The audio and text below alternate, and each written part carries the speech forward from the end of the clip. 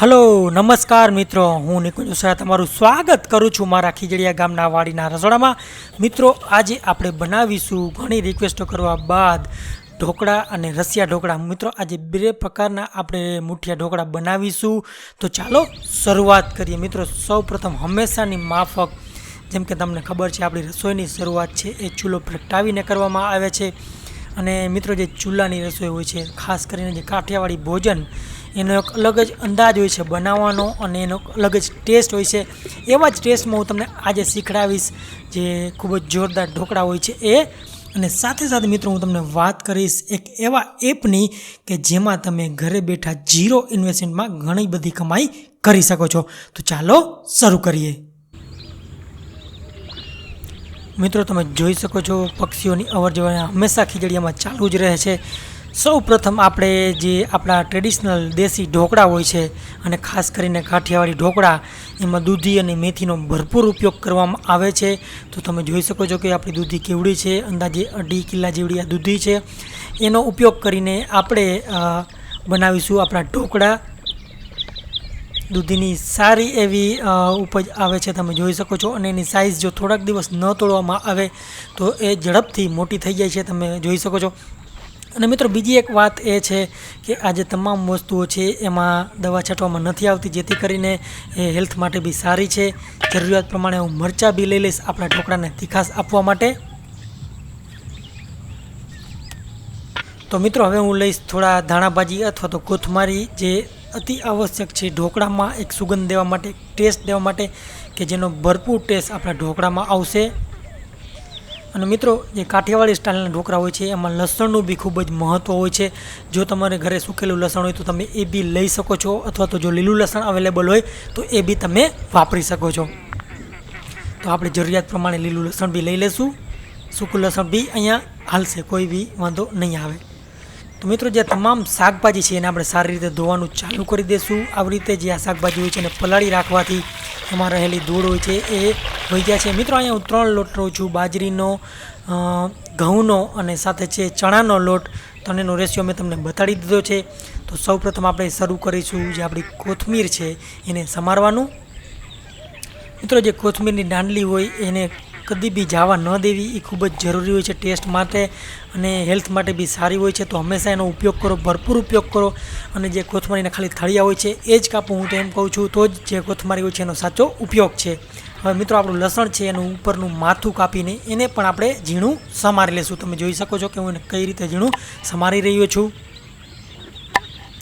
લસણને ઝીણું સમારવું અથવા તો મીડિયમ સાઇઝનું રાખવું, એથી મોટું ન સમારવું. જો તમે એમ રાખશો મોટી સાઇઝનું તો તમને ખબર છે કે જ્યારે આપણે મુઠિયા વારશું ત્યારે એ બનાવવામાં ખૂબ જ તકલીફ દેશે. એટલા માટે એની સાઇઝ હોય એ ધ્યાનમાં રાખવી. હવે મિત્રો, આપણા જે મરચાં છે એને બી હું કાપી લઈશ. એકદમ સારા એવા મરચાં છે, તમે જોઈ શકો છો, એકદમ કડક અને થોડી તીખાશમાં બી આ મરચાં છે. કારણ કે આ મરચાં છે એ ઘણી ઉંમર થઈ ગઈ છે ને એમ કહી શકાય કે ગઈઢા થઈ ગયા છે. એટલા માટે આમાં તીખાશનું પ્રમાણ નોર્મલ મરચાં કરતાં થોડું વધારે હોય છે. અને તમે જોઈ શકો છો કે કેટલા કડક છે આ મરચાં. તો આપણે થોડા મરચાં બી સમારી લેશું. બને ત્યાં સુધી મિત્રો, લીલું મરચું હોય તો લાલ મરચાંનો ઉપયોગ ન કરવો. અને મિત્રો, આપણું અતિ આવશ્યક જે ઇન્ગ્રીડિયન્ટ્સ છે, જે સામગ્રી છે દૂધી, એનો બી હવે આપણે ટાઈમ આવી ગયો છે સમારવાનો. તો સૌપ્રથમ એને હું 2 ભાગમાં વેચી અને આવી રીતે આપણે એની છાલ ઉતારી નાખશું. બહુ છાલ ન ઉતારવી, તમે લીલાશનું પ્રમાણ જોઈ શકો છો, એ દેખાય એટલી જ ઉતારવી, એથી વધારે ન ઉતારવી, જેથી કરીને એમાં જે પોષક તત્વો હોય એ તમામ જળવાઈ રહે. અને હવે આપણે એને ખમણી નાખશું ખમણીની મદદથી. એક ધ્યાન રાખજો કે તમે જ્યારે એને ખમણો, જો બની શકે શક્ય હોય તો થોડું જાડું ખમણવું, સાવ ઝીણું ન ખમણવું. જો સાવ ઝીણું ખમણશો તો તમારા ઢોકળામાં આનું ક્યાંય નામો નિશાન નહીં રહે અને ક્યાંય દેખાશે બી નહીં. જો તમે થોડું જાડું ખમણું હોય છે તો એ દૂધી છે તમને ક્યાંક ક્યાંક ખાવામાં આવશે, એટલે એનો ટેસ્ટ બી સારો આવશે અને કોમ્બિનેશન આપણે કહીએ વસ્તુઓનું એ પણ જળવાઈ રહેશે. આપણે થોડું આદું બી લઈ લઈશું. એકદમ કાઠિયાવાડી સ્ટાઇલમાં, તો દેશી સ્ટાઇલમાં ઢોકળા બનવાના છે, એટલે આપણે આપણા જે સામગ્રી છે એનો ભરપૂર ઉપયોગ કરી રહ્યા છીએ. તમે જોઈ શકો છો આદુ લસણનો એ બી આપણે એમાં નાખી દઈશું. સ્વાદ પ્રમાણે મીઠું, મિત્રો આખું જીરું છે એ બી હું અહીં નાખીશ. આખું જીરું સારા એવા પ્રમાણમાં નાખીશ, જેથી કરીને આપણા ઢોકળાને સારો એવો ટેસ્ટ મળી રહે. લાલ મરચું, બહુ લાલ મરચું આપણે નહીં વાપરીએ, કારણ કે ઓલરેડી આપણે લીલું મરચું વાપર્યું છે. હળદર,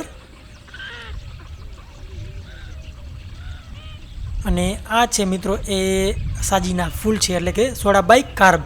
હવે જે આપણી સામગ્રી છે એને આપણે સારી રીતે મિક્સ કરી લઈશું, જેથી કરીને આ તમામ વસ્તુ છે બધું ભળી જાય, અને તે પછી આપણે જરૂરિયાત મુજબ પાણી નાખીને આપણે લોટ વાળી લઈશું.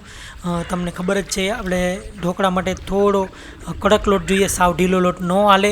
જો તમે સાવ ઢીલો લોટ રાખશો તો આ જે ઢોકળા છે એ ચીકાસવાળા બનશે, અને એટલા ફોરા લાઇટ, આપણે જેને કહીએ લાઇટ ઢોકળા નહીં બને, અને સ્વાદમાં બી સારા નહીં લાગે, લોટ ખાતા એવું લાગશે. તો એના માટે તમે જોઈ શકો છો કે આ જે લોટ હોય એ એવો હોવો જોઈએ કે ડ્રાય લાગવો જોઈએ આપણે જ્યારે બનાવીએ ત્યારે. મિત્રો તો તમે પ્લે સ્ટોર ઉપર જઈને જે શોપ 101 નામની એપ છે એ ડાઉનલોડ કરી લ્યો, અને એમાં તમે જ્યારે સ્ક્રોલ કરશો ત્યારે તમને સાડી, કુર્તી, ઓછા, ટી શર્ટ એવી ઘણી બધી વેરાયટીઝ જોવા મળશે, કે જે તમે ડાયરેક્ટલી જે હાઈ ક્વોલિટી પ્રોડક્ટ હોય છે એ હોલસેલર દ્વારા જ આમાં રજિસ્ટર કરવામાં આવે છે, એને તમે શેર કરી શકો છો. અને આને વોટ્સઅપમાં તમારે શેર કરવું અથવા તો કોઈ બી સોશિયલ મીડિયામાં શેર કરવું, માર્જિન બી તમે જાતે જ સેટ કરી શકો છો જ્યાં અન લખેલું છે ત્યાં. અને મિત્રો જે આ તમામ પ્રોડક્ટ હોય છે એને તમે બી જાતે ઓર્ડર કરી શકો છો. બીજા માટે જો તમે ઓર્ડર કરો તો તેનું નામ અને સરનામું નાખ્યા બાદ COD એટલે કે cash on delivery payment select કરો. તમને માર્જિન અને અર્નિંગ બે અગાઉથી બતાડી દેવામાં આવશે, અને તમને દર શુક્રવારે તમારું પેમેન્ટ મળી જશે. અને જે લોકો ઓનલાઈન બી ખરીદી કરશે એનું બી તમને કમાણી છે એ બી મળશે. તો બે રીતે તમે કમાઈ શકો છો. તો અત્યારે જ ડાઉનલોડ કરો શોપ 101 એપ પ્લે સ્ટોર પરથી. મિત્રો આજે મારું પાટિયું છે દેશી માટીનું વાસણ, એની મદદથી તમે જોઈ શકો છો કે ઢોકળાનું કેવી રીતે બાફી રહ્યો છું. એની માથે આંક રાખીશ, અને આંક માથે જે આપણું ભાતિયું હોય છે એ ગોઠવી અને આવી રીતે આપણે મુઠિયા વારી લઈશું. તમે જોઈ શકો છો મારું મુઠિયા હવે થઈ ગયા છે તૈયાર. તો આપણે એક પછી એક એને વારી અને ગોઠવવાનું ચાલુ કરી દઈશું, બને ત્યાં સુધી એક સમાન થાય, જેથી પાકવામાં સહેલાઈ રહે તમામને એક સાથે, એ તમે ખાસ ધ્યાન રાખજો.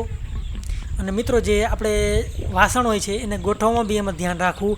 એને ગોઠવવામાં બી ખૂબ જ મહત્વ હોય છે. જો તમે સારી રીતે ન ગોઠવા હોય ઢોકળા, તો જેમાં વરાળ હોય છે એમાં બેસી જાય છે, અને તમારા ઢોકળા હોય એમાં ચિકાસનો ભાગ વધી જાય છે, અને પચપચિયા બને છે, કોરા અને ફોરા નથી બનતા.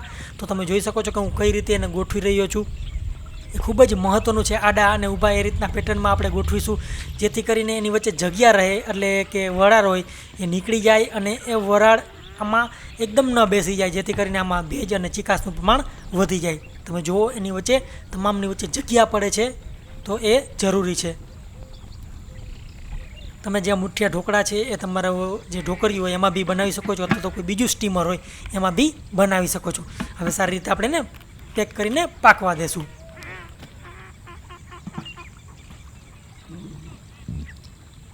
મિત્રો હવે હું થોડી અહીંયા લીલી ડુંગળી લઈશ. આપણે અહીંયા રેસીપી ઢોકળાની 2 બનાવવાના છે, અને મિત્રો આ 2 રેસીપી છે ખૂબ જ જોરદાર હોય છે.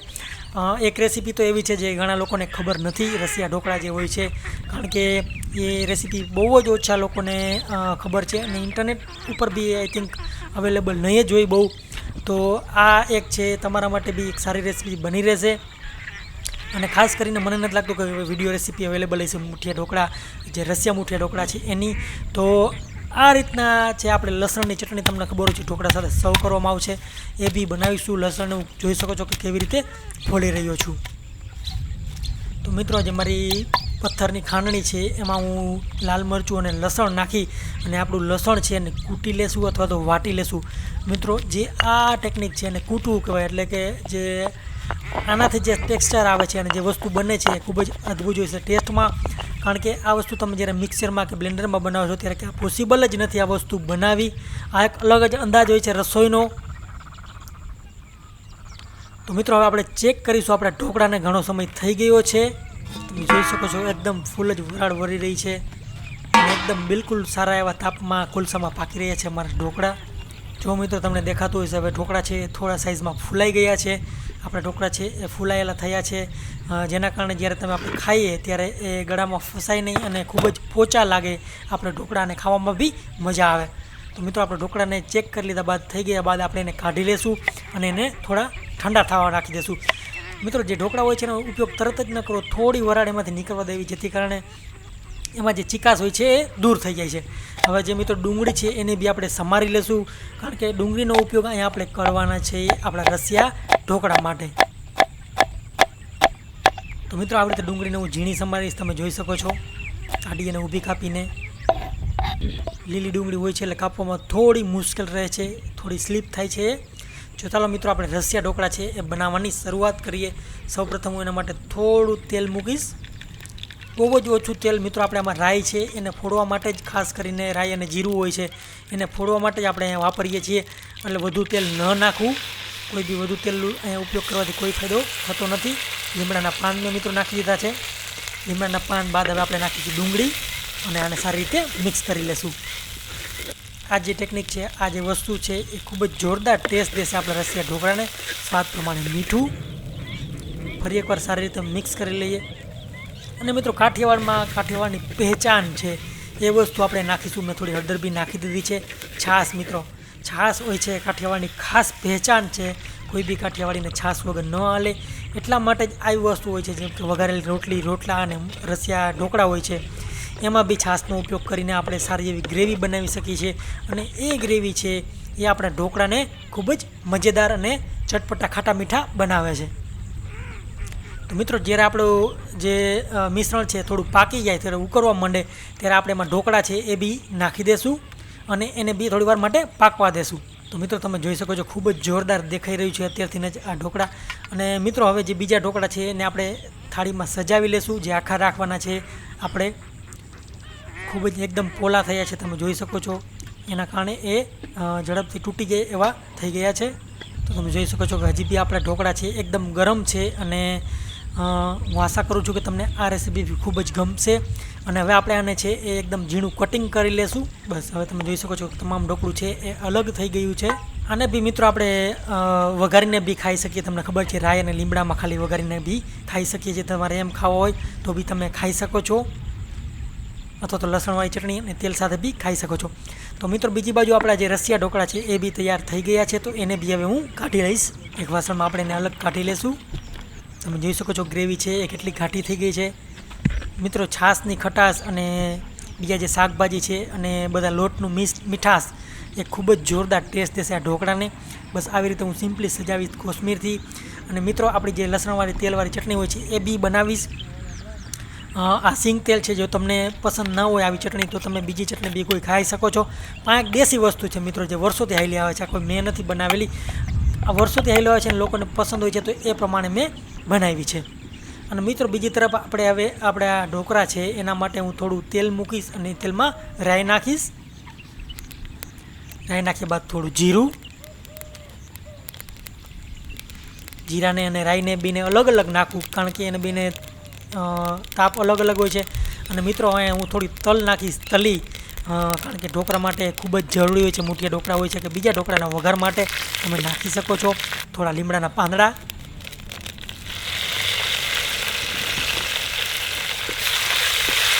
આ જે તડકો છે, જે વઘાર છે, જે ટેમ્પરિંગ છે, એ એક સારો એવો ટેસ્ટ દેશે. આપણા જે ઢોકળા હતા આપણે કટકો કર્યા હતા એને બી. તો મિત્રો એમ કરીને આપણે 3 રેસીપી અલગ પાડીએ છીએ ઢોકળાની. તમે જોઈ શકો છો એક જ ઢોકળા હોય છે, એમાંથી મેં આજે તમને 3 રેસીપી બતાવી દીધી. એક રસિયા, એક આ આપણા ડ્રાય જે વઘારેલા હોય છે એ, અને એક નોર્મલ આપણે જે ચટણી સાથે ખાતા હોય. તો તમારે જો આમાં થોડું મીઠાશનું પ્રમાણ જોતું તમે ખાંડ નાખી શકો છો, ઓપ્શનલ છે. ન નાખ્યું તો બી ચાલશે. તમે જોઈ શકો છો અત્યારથી ખૂબ જ ટેસ્ટી દેખાઈ રહ્યા છે. અને મિત્રો આપણા જે ઢોકળા છે એ વઘારીને તૈયાર છે.